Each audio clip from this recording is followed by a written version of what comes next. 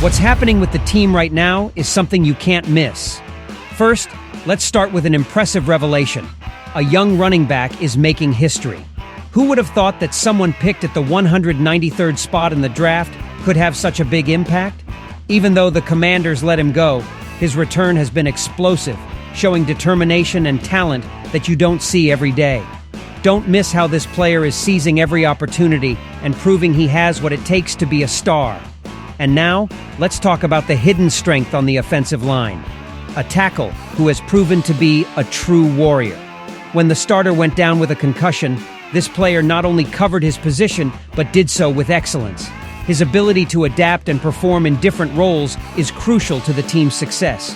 Discover how his work ethic and versatility are elevating the Commanders' level. Finally, a controversy that's lighting up social media. Joe Buck has stirred up a storm with his comments about the Commanders, like subscribe and turn on notifications so you don't miss any news about your Washington Commanders. This is just the beginning. Folks, let's get straight to the point. Who here is closely following the Washington Commanders? Because what Chris Rodriguez Jr. is doing deserves applause. Now let me ask you, how many players selected at the 193rd spot in the draft have managed to capture attention like Chris is doing? I'll tell you this, not many. This young talent from Kentucky is earning his place through hard work. Last week, the Commanders let him go, and honestly, you might think that would affect his morale. But no, Chris doesn't stop. How do we know? Because when Austin Eckler landed on the injured list, who do you think answered the call? Exactly, Chris Rodriguez Jr. And boy, did he do it in style, running 13 times for 94 yards, including an impressive 25-yard run. That's what I call seizing the opportunity. And here's where the boss, Coach Dan Quinn, comes in. He doesn't mince words and has made it clear he trusts Chris. He has good vision as a runner, said Quinn. Now I ask you, how many coaches talk like that about a player who has been cut and re-signed? I think that says a lot about Chris's character and dedication. Look, this season Chris has run 265 times, accumulating 150 yards with an average of 5.8 per carry. And when he scored that touchdown at the end of the game against the Titans, did you see the reaction of the offensive line? Those guys were ecstatic. That's confidence and camaraderie, folks. That's what builds a winning team. Now, the big question we all have, how does Chris handle these ups and downs, being cut and then coming back? Dan Quinn explained it perfectly. It could have been awkward, but it's been the opposite. Chris wants to be here, and we want him here. That, my friends, is what I call passion for the game and the team. So, Commanders fans, I'll leave you with this question. Do you think Chris Rodriguez Jr. has what it takes to be a key piece in this team's future? Personally, I think he's already proving he does. Now let's talk about someone who's leaving it all on the field, Cornelius Lucas. And I ask you, how many of you have noticed the impact of a player willing to put in the extra effort? I'll tell you that Lucas is a clear example of dedication and commitment. When a player goes above and beyond, not only does their performance improve, but they also elevate the entire team's level.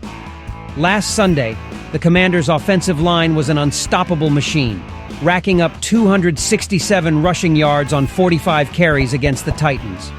Without their starting right tackle, Andrew Wiley, due to a concussion, many wondered how they would manage.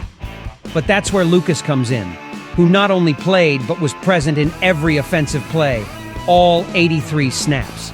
That's what I call being ready for the challenge. Coach Dan Quinn couldn't hide his satisfaction. Lucas was one of the first I was going to mention, he said. Why?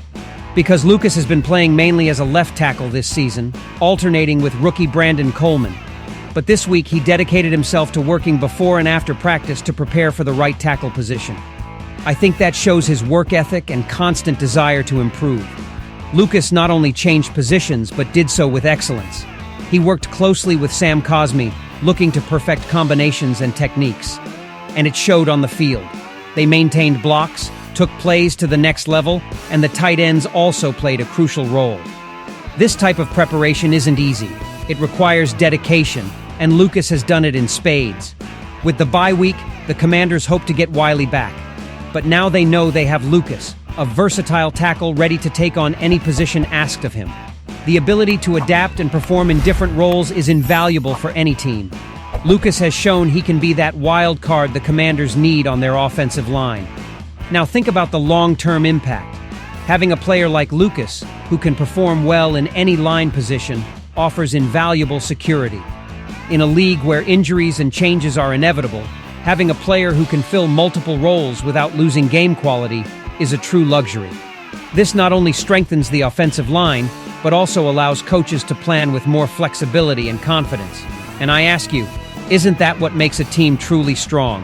Having players who can adapt and excel in any situation. Versatility is one of the greatest strengths a team can have in the NFL, and the Commanders are seeing the benefits of this with Lucas.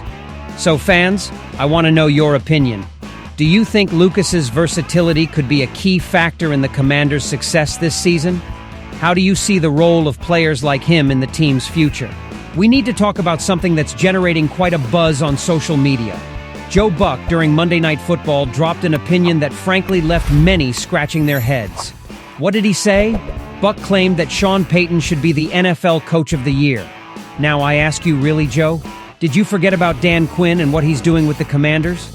Buck argued that Payton has the Broncos in the playoff race with a rookie quarterback. And yes, it's true that Bo Nix is doing a good job in Denver. But what about Jaden Daniels and the Commanders? Washington is sitting at an 8-5 record with a completely revamped team after years of bad decisions by Ron Rivera. That's no small feat. Now, I'll tell you this. Buck tried to correct his comment, mentioning Quinn in passing. I'm not slighting Dan Quinn, by the way, who's done a great job in Washington, and he's doing it with Jaden Daniels, said Buck. But then he reiterated his point about Payton, mentioning other coaches like Mike Tomlin, Dan Campbell, Kevin O'Connell, and Jim Harbaugh. Really, Joe, where's the recognition Quinn deserves? X, formerly known as Twitter, was quick to react. Commanders fans and other NFL followers quickly pointed out Buck's nonsense. And here's where I ask you, how is it possible that someone with so much NFL experience overlooks Quinn's exceptional work? Let's look at the facts. The Broncos, according to Buck, were only projected to win 4 or 5 games this season. But who had the Commanders outperforming the Broncos in predictions? Almost no one. And yet, here we are, with Quinn and Daniels doubling Washington's win total from last year, and there are still 4 games left. Quinn has taken a wrecked team and turned it into a legitimate contender.